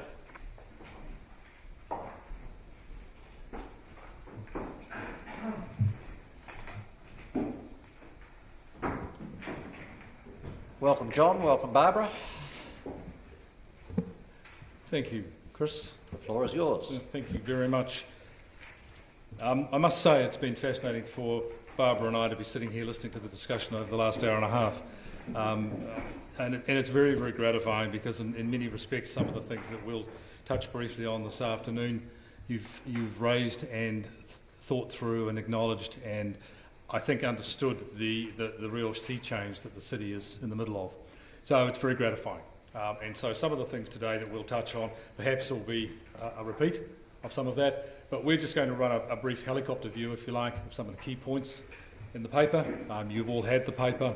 It's deliberately comprehensive so that there's some good background detail, and we're more than happy to pick up the questions at the end of the presentation. So as I said, it's pretty much a helicopter view, but really, one of the things that we're charged with is about building and executing and thinking about what the economic strategy for the city is. But that doesn't exist on its own. I mean, that exists in the context of a whole lot of other things that are necessarily part of our city, part of our community. And so for us, just acknowledging the fact that so many of the themes are now embedded in the conversation is, as I said, very gratifying, because one of the things we do occasionally is stop and think and look back to when we started. And I was very pleased to hear Councillor Barker talking about the gig city, because I think that in many respects was one of the catalysts that began a lot of this conversation. And fortuitously we've been able to create a program around GDP that builds on that, and we understand. And I think one of the things that I never forget is that energised a city in a way that I'd never seen before. And when we look back on that now and the power that created, and we won that by a nose, but if it hadn't have been for the work that everyone put in and the enthusiasm that came from everyone right across the community, it would have been one of those things that we might have sat back and thought, well, if there was an opportunity we missed. But thankfully we didn't. And there was a lot of value in dollar terms for the community, for the city, that came from that, and we've been able to build from some of those things. So one other point I'd like to acknowledge too, and Barbara is here, of course, as one of the independent people on the Grow Dunedin Partnership Board, and Barbara will make some comments more specifically about what the Community Trust, or the Otago Community Trust, is currently doing. There's some new initiatives that we think are very exciting. I'd like to make two sets of thanks. One of them is to my colleagues around the table, to the GDP people who give up their time and bring their skills and knowledge to the table. And I'd also like to thank John Fraser and the team for the heavy lifting. I think a lot of the work that we preside over is done by them, and you've already acknowledged this afternoon the outcomes that they've created. So we're very, very privileged to be able to work alongside them. I'd also like to make one observation, is that around the table now with the GDP, there is two things. There is a strong and increasingly good level of collaboration between all of the partners and the people there. There's a great deal more understanding of what we all do and how we can work together, and it's the old adage of 1 and 1 equaling 3. So we're working hard to do that. And importantly, as part of that, there is trust. And I think there's trust in what we can do, and there's confidence about that we can do these things.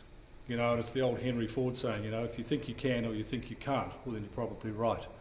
I like to think that we can, and so we work on the basis that, picking up your comments earlier on, the health initiatives. Maybe it's big, maybe it's large, but my goodness, the opportunities for the city are enormous, and we would concur and endorse all of those comments around the opportunity that's there. John and I would say there's a lot more heavy lifting to be done, but I think, again, like Code, in the very early days when that was presented to us as an opportunity, if you've got a long-term vision and we can maintain that commitment over time, then we will get some really good outcomes. And we may end up with some outcomes we didn't anticipate, but I think that's the nice part about it. So look, the report is there. I draw your attention to just the initial comments. I think we all know the environment we've been working in. It's not been easy. But then that's no reason not to be doing things. So we're working our way through our agenda at the moment. I would acknowledge that the release of the report was last Tuesday on Stuff, which we didn't anticipate, but there's a very nice article written by one of the journalists, which basically takes this report and shrinks it down to quite a nice little piece. So I was quite surprised to read about what I'd said, but I hadn't said it. But that's okay. It's all there. Yeah, exactly. So I mean, a good story should be told, and I think that those things are all about just emphasising, again, reiterating the comments you've all made about brand Dunedin. Page 9 on the report is probably as close as we can get to giving you a scorecard. In other words, I said before, we're looking back and trying to establish where we've come from, what we've achieved. And we go back, and it seems not that long ago that we were looking at the initial version of the economic strategy in 2013, and out of that came the 10,000 extra jobs over 10 years and the 10,000 per annum per household. And I think by and large, with the obvious position that the last 12 to 18 months has been a little more challenging, we were pretty much on track. And I think the numbers that matter, the household income numbers, they're detailed there. There has been certainly a significant increase there. The population is the thing that we always felt right back at the beginning was the biggie. And I think people here now are talking about the appeal of the city, how good it is in terms of its livability. We should never not underestimate the importance of that. And we none of this will work unless we've got enough people to do it. So the idea is to, we make this an attractive place to live and work, not one or the other. It's both. And I think we're trying very hard to keep that theme in our minds as we go through the work that we're doing. We like to be aspirational. We believe in the opportunities that are here in the city. We like living here. We're very proud to be part of the Dunedin community. And so having an aspiration to make the city bigger, brighter and better and more successful, I don't think is a bad thing. It's just a question of how we go about doing that. And always the danger is trying to be all things to all people. What we try to do in the conversations is to zero in on the things that actually have a good chance of working, and taking a bit of risk occasionally, with the Games for Health and so on. But we've got confidence, I think, in the city now with the people and the things that we've already done. So page 9 really is the scorecard. And I think from our point of view, we continue to work along that same track. There will be an update and a change to the economic strategy, and we have to think now and start the conversations around what the next 10 years should look like, and in some respects what it could look like. And so that's a conversation that we need to get underway. But I think we come to that discussion with a great deal more confidence than I recall 10 years ago. I mean, we will all know what the city was facing or had come off the back of quite a significant shift. People or organisations had moved on. We had to rethink about how the city looked and felt. And I think by and large there's a reasonably good pass mark there. The city and everybody involved has done a great job. So if I could just pick off a few of the key points, if we look at business vitality, whilst we're talking about technology and the importance of health and so on in the city, we shouldn't forget that we've got a lot of exporters, we've got a rural sector, we've got an education sector, we've got a tourism sector and so on. We have to think about those because part of our brief is to think about strategically how the city fits together and what are the things that are our advantages, how do we get the best out of them. And so we're thinking about what exporting businesses need. We're looking at what happens with land and development. We're looking at what other businesses are doing. And these are, in a lot of cases, existing businesses. Some are new. But again, it's creating the runway for them that we think is the most interesting and most important part. If I jump forward now, and I will whip quickly through this because I think there's probably a bit more value if there's some particular questions that you want us, either Barbara or myself, to answer. If we go to page 15, the whole idea of film has sort of emerged in the conversation, and we thought a bit about this, and you think, well, how's that going to work? Pleasingly, it's taken off very well. And I think most of you that have a sub to Netflix will have seen a movie.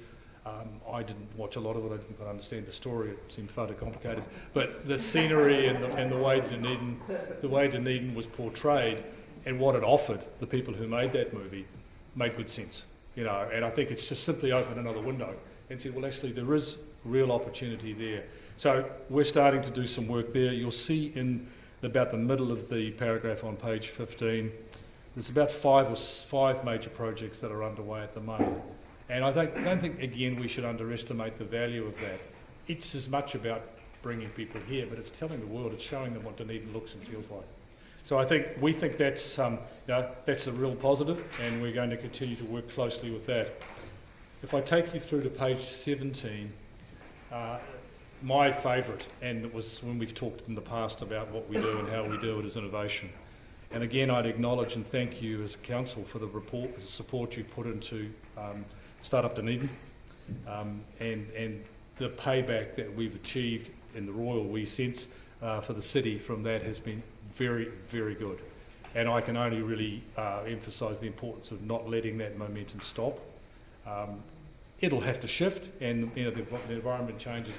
But to your point, Chris, the importance of innovation and technology in the city was not debatable, but it's how we keep the pot boiling at the beginning and getting them here. As much as we want to do that, we want to also give a reason for a lot of our students and the people that we've trained here to stay here. If you've got structures like that help them and encourage them and in some cases fund them, then they may choose to stay. And the longer they stay, the more used to they are, and they become a more permanent part of the population. So that's been a key focus for us, and that will continue because it's completely logical, and it's one of the key advantages. The concept of code is just a very good example of how that can evolve out of these sorts of structures, and there's real payback from that. Okay, the other area that's taken up a considerable amount of our time, and it's a complicated issue, is going through to item 3, Hub for Skills and Talent.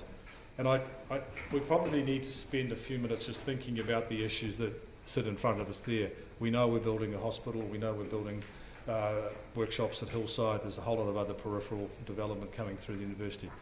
We need people, we need construction people, we need support people, we need all those sorts of things. That's all a given.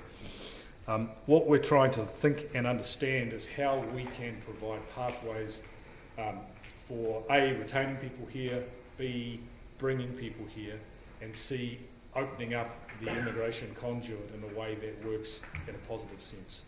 And the third one is the most complex one. You'll all be more familiar with the whole political conversation around that and understand that probably in a little more detail. But it's, I think, one of the things that we as a city have to really put some effort into getting the conversation open and the doors open. It's self-interest, as far as I can see, because we need to get that working so that we can get those people that we need here to get the job done. It just seems very logical. But we're just starting to understand now. We've had some pretty good conversations with the people who are doing the work with apprentices and trying to develop opportunities for people here.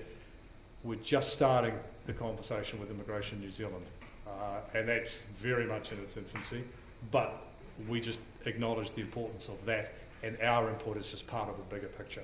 But we do see as part of the whole Grow Dunedin concept, that's going to be pretty fundamental. And it's not just, can I just make one other observation, it's not just in the construction and building sector. The health care and aged care sectors are under equivalent amounts of pressure. And that is more about our looking after the citizens and the elderly and our communities and so on that are here now. So we've got to think how we can maybe create some options for change in that part of it as well. But I just think the whole concept, if we can get inside the DNA of Dunedin that we're an innovative city, and we talk from the Gig City Times about our aspirations to become one of the great small cities of the world, it all fits together, it all makes a lot of sense. So the construction labour force thing, again, we know is there. The other point I would make really is just whipping through to section 5, which is the compelling destination. There was comments earlier about destination marketing, destination tourism programs. That's work that's underway. We are very keen to look at that and how that's going to evolve. It'll be different than pre-COVID. But there's a heck of a lot of opportunities for the city to repack what it does and how it does it. Things will come back. So I think, without wanting to litigate that right now, we'd simply say, from Grow Dunedin's point of view, that is an important component. You'll see the numbers in the report. There was lots of external international tourists here, lots of people from New Zealand who are coming here at the moment. We just have to reignite that, but we have to figure out what our advantages are. So I just say to you that remains a very important part of a broader economic strategy. Last and certainly not by any means least is item 6, which I just mentioned earlier. The Target Community Trust is doing some pretty interesting and innovative things, and I think just to give you perhaps a little bit more depth and background, just get Barbara to make some comments on that specifically, because that's integral to, I think, more than what we're doing as Grow Dunedin, but just very important for the city. Thanks, John, and I believe that's I'm talking here to the well-being of the community, so not so much that business focus, the innovation, but the softer side of who we are and what we expect to see in our city. So the Otago Community Trust recently launched a new strategic plan which has 3 areas of focus: funding, asset management and organisational effectiveness. And the biggest challenge for us is balancing the current needs of our residents with those of our future generations, and that's an ongoing challenge, as I'm sure you appreciate, those of you who follow the markets, especially at the moment. Our funding driver is to empower our communities to realise their potential and goals, and we have four new funding pillars which have more of a focus on outcomes. And so whereas previously we may have looked to, as a funding area, as a priority area for funding being warm homes, now we look to support programs that improve the health and well-being of Otago residents. So that doesn't mean that we're going to stop doing things like supporting ECA. In fact, ECA program, we've actually decided to actually beef up our support of that, and just like the DCC, who also fund that, we are looking at that as an objective to, or a funding activity that improves the health and well-being of our community. Thriving children and young people is also a strategic area of focus of our granting, and to give effect to that strategic area of focus, we've ring-fenced a further $10 million to implement our specific Tamariki and Rangatahi strategy. Running across all of our funding activity is a new focus on priority communities, and these are communities who are likely to confront barriers or experience disadvantage. And our priority communities is several, but they include Māori, Pacifica, former refugees and rainbow communities. On average, about 50% of the Trust's funding goes to support projects that are within the wider Dunedin city area, and this enables many not-for-profit groups to deliver much-needed services and programs for the city's residents to benefit from the multiple infrastructure projects that we've contributed to. The most iconic for us has been our largest grant ever in our 35 years to the Forsyth Bar Stadium. The challenge remains managing expectations within a limited budget. We are not the Ministry of Ed, we're not the Ministry of Health, we don't have billions to our granting budget, but we do continue to try the best for our Otago residents. Thank you for your time. Thank you, Barbara. I think, again, the idea we work on with the Grow Dunedin group is to try to bring together all of these perspectives. And I think just in finishing the very quick flyover of the report, we are, as I said earlier on, we're now working towards the next version of the strategy. And I think that it's germane that we think about this. It is an economic development strategy in terms of its title. But I mean, you need a successful economy to be able to create all the initiatives that are required to run a successful community, and in all respects. And so we're not thinking about this purely in terms of an economic outcome entirely. It's just one of the things that's core in our thinking, but we recognise, that the needs of our citizens in every way are equally as important. And so we want to be able to, create a successful community and a successful economic approach around that. And we want to make sure that, that the benefits are shared across the community. But we want to create those benefits. And so I think we have to look at the successes that we can create here and some of the new initiatives. And as I said, we're also very mindful as the world revolves and we have different challenges. We're very mindful of Council's view about achieving carbon neutrality in 2030. We're very mindful about the pressures and challenges that are facing lots of parts of our community as well. But I think all that means is that we take very seriously the opportunity to create some very good, hopefully, economic outcomes that then allow the community to make decisions about how that success gets distributed. So it's part of a whole, it's not on its own. But our focus is around, building strong relationships with all the partners that sit around the table, and then using that to get things done and get some good outcomes where we can for the city. You have to be confident about the future, I think, because the way the community is operating here now, and some of the growth and some of the successes that we've achieved, and those that we know are coming, we shouldn't ever say we can't do what we can't do. It just makes no sense. So that's us, and I think probably the easiest way now is just through you, Mr. Chair, is just we'll take questions on any aspect of the report, but with apologies for the speed of the flight over, but I just wanted to highlight a few key points, and then more than happy to come back to any questions on any aspect in a bit more detail.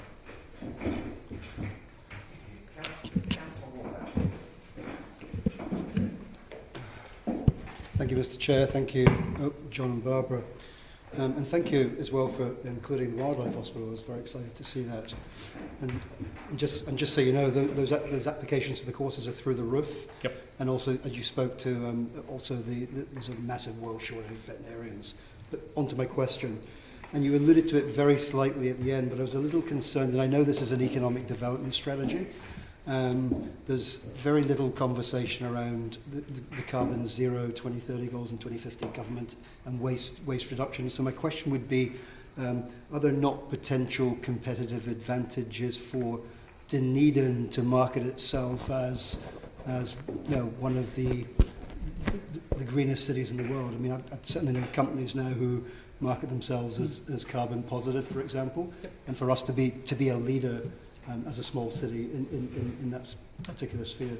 Yep. Again, I think that's a very pertinent point, and we're just starting now to think about how we integrate that into our thinking, and that might, without preempting what might come out at the other end, that has to be part of the conversation in the next economic strategy as we move into this next iteration. We've got to look a little wider and work in the fact that there are a number of new challenges. I mean, 10 years ago, the concept of global warming per se, Steve, was never really top of mind. Not necessarily, but today it's mainstream. And I think you expect that those things are acknowledged and then are integrated into the work as we go. So no, very fair question. Just another brief question: do the people of Nelson, Tasman hate us? Nobody visits. It's ridiculous. I'll have to defer to the experts on the data. Oh, look, I think that I move around the country reasonably regularly, and people speak very well of Dunedin when they come and visit for a weekend. And I'm sure there'll be a lot of very happy people who will have 3 days here, probably starting about lunchtime tomorrow, and with a bit of luck, we'll have a victory to celebrate. So I think those sorts of events, they're just all about brand Dunedin, and they do work. Councillor Gary. Thank you, Mr. Chair. Thank you both for your report. My question is around livability. You talked about being an attractive place to live and to work, and the importance of that. Could you expand that commentary a little more? The importance, what you mean by that, and how it affects people choosing to come here. Well, I think for us that really sits at a reasonably high level. I think what we are always mindful of, and we have talked over the last couple of years about trying to find that work-life balance idea. That this is a city, and I think we've all taken for granted that we're 5 minutes away from our home, or from 10 minutes away from the beach, or 20 minutes away from a mountain bike track. So this work-life concept is something that we keep to the forefront. Defining it as livability, I'm not sure I can give you a detailed answer, to be honest, Councillor, because if we can get some of those points across, that people understand that you can come here and there is a culture in the city that is appealing.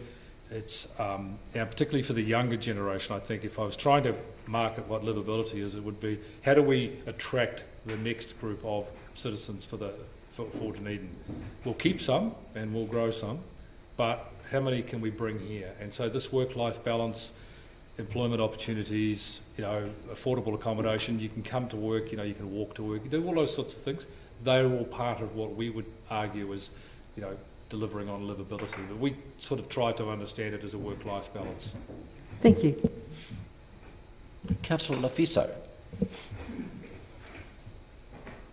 Tēnā koe, Mr. Chairman. Tēnā korua.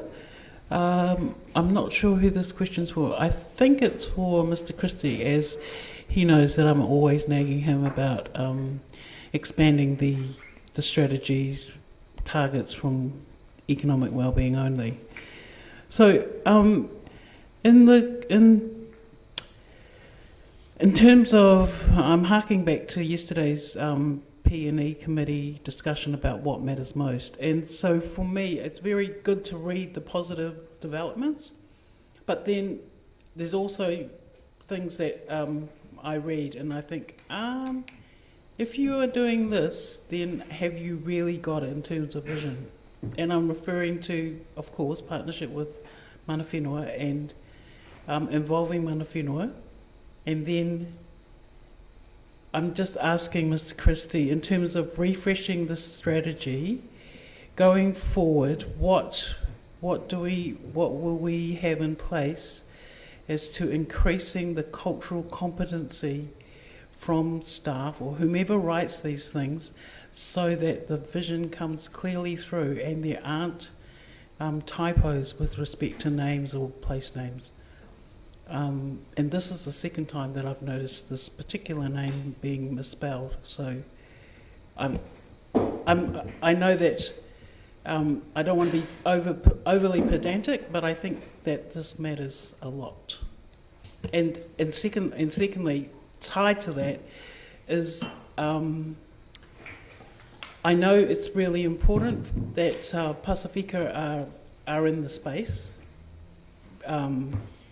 Because of the level of deprivation that those communities suffer, our communities suffer. However, I think there's an important distinction to be made between Māori and Pasifika. So I noticed in the trades training partnership that there needs to be a separation so that we clearly know what we're doing in the Māori space and we clearly know what we're doing in the Pasifika space, but Pasifika should not be an add-on to that. I think that's happened because mana whenua and tangata whenua are generous and are wanting to make accommodations for us as whanauka, but in our tauiwi people who are running the joint, we need to make those distinctions and relationships clear.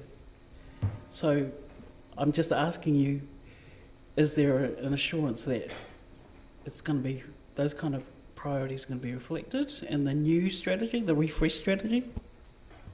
Thank you, Councillor. The detail does matter, and I agree with your comments. I think if there's one thing you can be sure of, is I will definitely be ensuring there is inclusion in our next strategy for the issues you've raised, and in line with that we've got to build our cultural competency, and I think we're up for the challenge. And all the work that Enterprise Dunedin does now, we look at it through the lens of how is this benefiting the whole of our community, including Mara and Pacifica. So we've got a long way to go, but I can assure you that we do pay it full attention.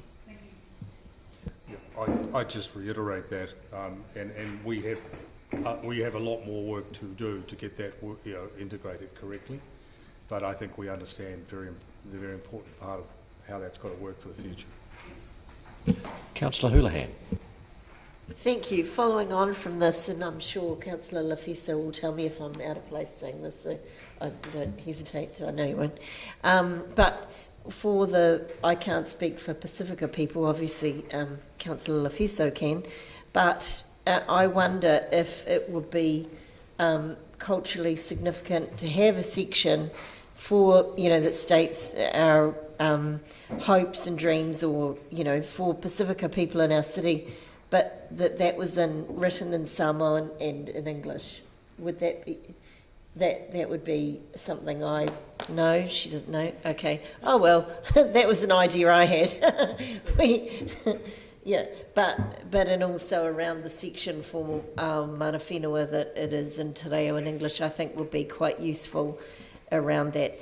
I had a question. Now, what was it? Because it went off to another subject. Around that, this report, there was something I was going to ask. What was it? Do we... Where have we got here? Sorry, there was something... Oh, I know what I was going to ask. There's been quite a bit of talk around, obviously we have students, they study here, and then what traditionally prior to COVID, they'll go overseas and we lose some of them and then they'll spread out and some will come back.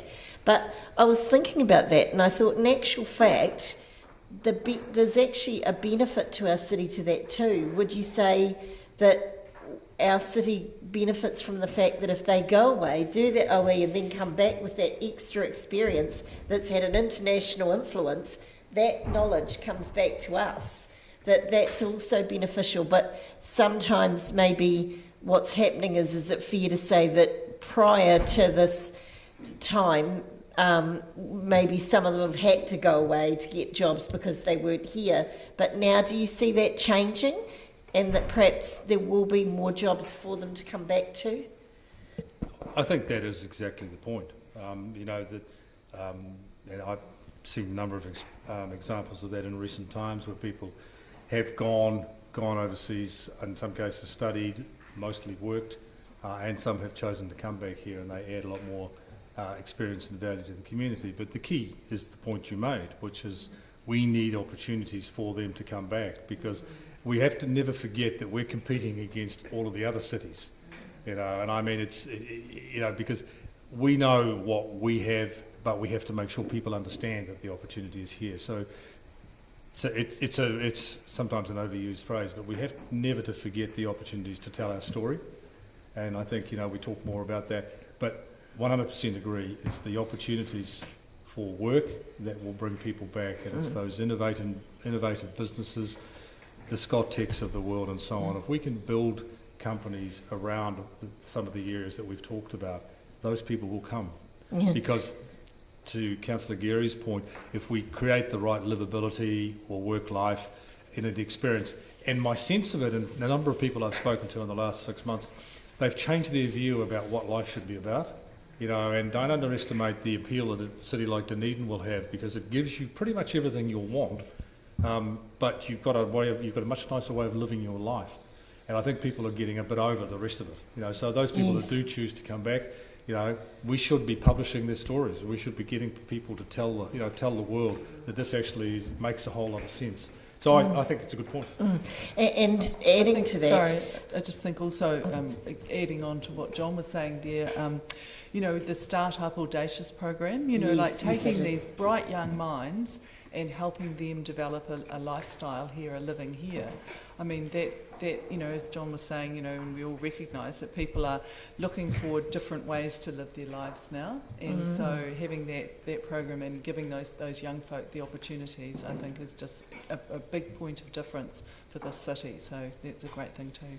I 100% agree. And I was talking to a recruitment person the other day, and I wonder if certainly the conversation we had before around code, is that do you see our future being that anywhere is possible, because we could work from here and service the rest of the world? Is that because of, one, the Gigatown, which I can remember right at the beginning, because I was one of the ones along with Councillor Barker, and you were obviously involved, John, but who was sitting around that table with the people for Chattanooga. And it is exciting, because now we're starting to see the benefits of that flow on. But do you see that now, because of a lot of those things, that we should be able to work, attract work from anywhere around the world from here, because of the fact that in COVID, I suppose, has perhaps changed that too, do you think? I think, again, the comment or the answer to that in part is that relates easier to some areas of the economy than others. I mean, if you're working in the tech industries, in a lot of cases you can work from pretty much anywhere. And there are already a lot of people who live and work in the city who are working in businesses in London or in, in the States or in other places. So it is happening. So I think that is the answer. Not every business that we might like to have can do that. So there are still reasons why there has to be physical presence here in the city. Yes. And again, you really want to have the benefit of people here engaging, supporting the retailers, doing all of the other things that are an important component of a city too. So it's getting a blend. But look, it's not uncommon. It's happening a lot in Wanaka and Queenstown, and I'm sure it's happening in a lot of parts around New Zealand, not just here. So it's just another way of working. So we've just got to be able to accommodate that. But I think we stand a better chance of success in that space, particularly if we've got tech companies and companies that operate naturally in that way. If we can build that, which is why the innovation and the likes of code and all the things we've talked about make a huge amount of sense. Thank you. We have come to the end of questions. Okay. So I am happy to move that we note the report, seconded Councillor Wiley. In speaking to it, sorry, Councillor Walker. My apologies. It must be the time in the triennium. Yeah, in speaking to this, I'd like to thank the Grow Dunedin Partnership for their input. I think when we first created the Grow Dunedin Partnership, which was a long time ago, probably 9 years ago, it was formed originally to write a strategy and then carried on to be the governing body and the driver behind the strategy, and really, if you like, the advisory board for John and Enterprise Dunedin as a team. And I think that's worked really, really well. And I think we're seeing the benefits of that around our city. So, again, thank you to all of you on GDP for the time and effort you put into it. This is our last meeting of the triennium for economic development, and I may not be involved with economic development after this meeting. So I'd just like to thank everybody in the room for their input into economic development and for their thoughts and support, if you like, of Enterprise Dunedin and the city's growth. Thank you. Thank you. Councillor Gary. Councillor Gary. Thank you, Mr. Chair. I want to acknowledge Grow Dunedin Partners, and I was really heartened to, and I knew that this was on the cards, looking at a different way of measuring success and a thriving city, from slightly away from those economic factors. They're still important, but looking at perhaps the well-beings as being a way to measure success and the thriving nature of the city. I was also heartened to hear about the collaboration, the level of collaboration, because it's always going to be better together, and a lot has been achieved, particularly in these challenging times. And when I read through this report, and I think in our conversation before the meeting, John, it's quite remarkable to think of where we've got to, given the last 3 years, which have sort of merged together and have had extraordinary challenges. And I look over here at the ED team, and John, under your leadership, the achievements are, I think, John characterised it, but you've been doing the heavy lifting. So it's quite remarkable where we've got to. And I want to take a moment just to, I find it really exciting to think around the future of the city. And the other point I wanted to make was around your comments about livability. We heard it from Tim Ponting. We mustn't underestimate the importance of that as people choose to come and live here. I have conversations with people every other week who've chosen this as the city to live in. They've made a choice, and the livability of the city has been key, and that work-life balance. And I think, Barbara, your comments around young people and the way they want to live, it's quite different from what I remember and how we perhaps viewed our future and our careers. Those, I think, are really key points. But I want to turn to you, Mr Chair, and acknowledge your leadership in all of this, Councillor Staines, because it's been extraordinary. I was your one of your deputy chairs in the last triennium, and I've observed your leadership this triennium, and I want to acknowledge that and thank you, appreciation for all that you've done for the city in that role.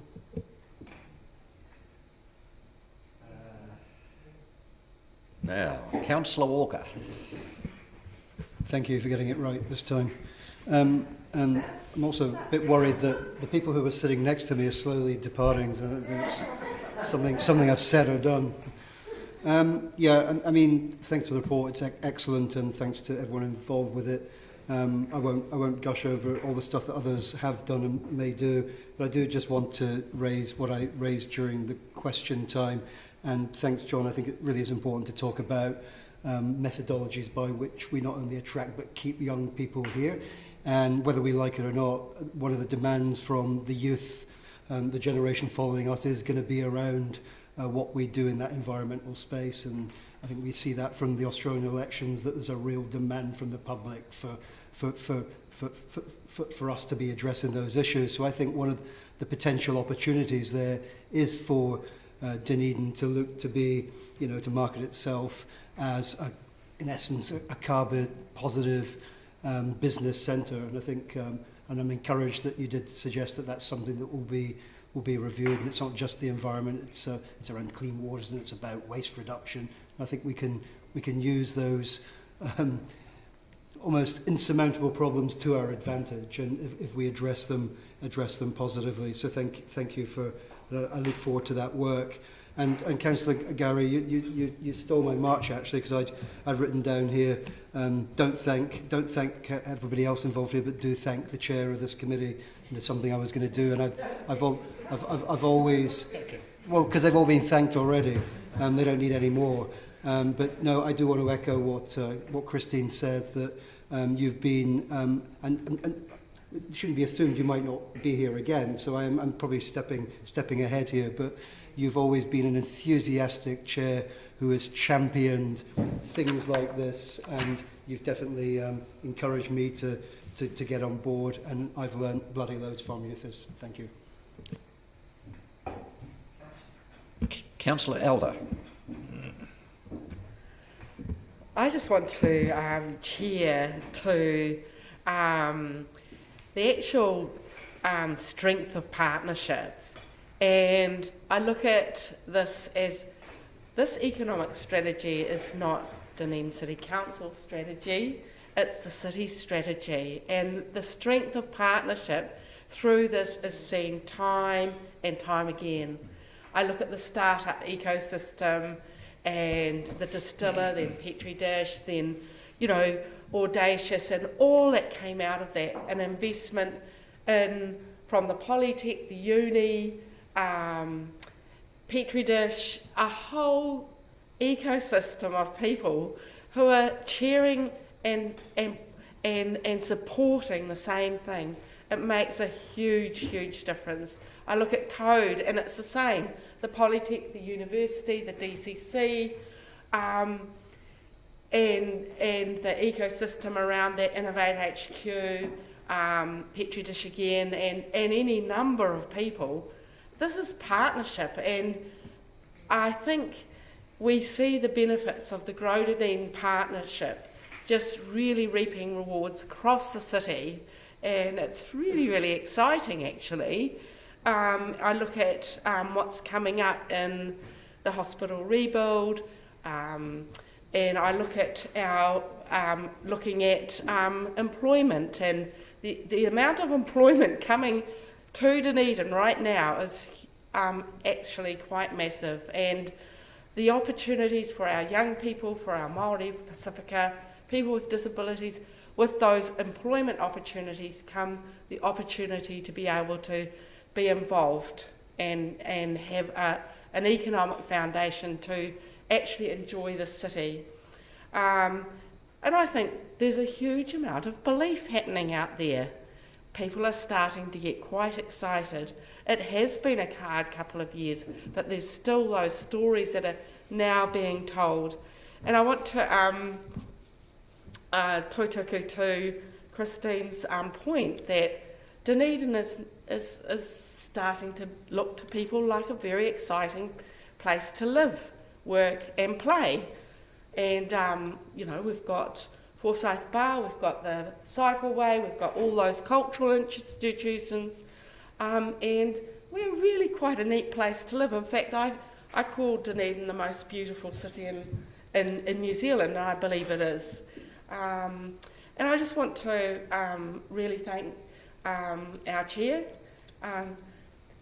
Councillor Chris Staines, for all the work he's done behind the scenes. And it's a bit like, again, icebergs. There's a lot of work that's been done by Chris and seeing the bigger vision, seeing the benefits of a partnership approach to economic development that's pulled in everybody, and they're working together now, and it's gathering its own momentum. And I just think that vision is really important, and for the whole city to hold that vision is amazing. So looking forward to the review and what comes out of that, because we need to continue to grow. And I want central government to know that we need the Callaghan Fund to be noticing us, and Immigration New Zealand to be noticing us, because we're on the map. So thank you. Councillor Houlihan.